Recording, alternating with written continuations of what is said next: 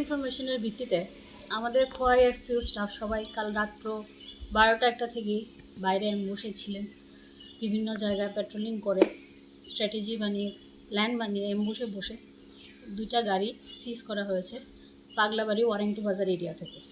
2টা গাড়িতে প্রায় 180 ফুটের মতো কাঠ রয়েছে এবং এই একটা সাকসেসফুল অপারেশনের পরে আমরা খুব খুশি এবং আমরা এটাই আশ্বাস করছি যে আগামী দিনেও এফপিও খোয়াই এরকম অপারেশন চালিয়ে যাবে এবং এইসব ইলিগাল অ্যাক্টিভিটিগুলো বন্ধ করবে। ম্যাডাম, এই যে কাঠগুলি আটক করলেন তার মধ্যে কোনো বনদস্যুকে আটক করতে পেরেছেন? না, ওই সময় স্পট থেকে কনসার্ন যে ড্রাইভার ছিলেন ওনা পালাতক, কিন্তু আমরা ইনভেস্টিগেশন চালিয়ে যাব। যদি আমাদের ওদেরকে ধরতে পারি তাহলে তো অবশ্যই আমরা ওআরও করবো, বাট এখন ইনভেস্টিগেশন চলছে রিগার্ডিং যারা গাড়িটা নিয়ে পালাতক আছে। ম্যাডাম, কতটা নাগাদ, রাত্রি কতটা নাগাদ আটক করা হয়েছে?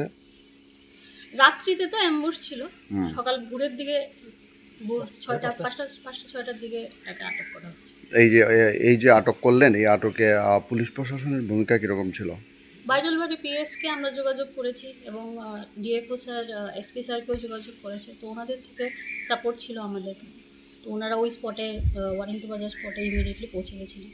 তো they have also helped us in this operation. ধন্যবাদ।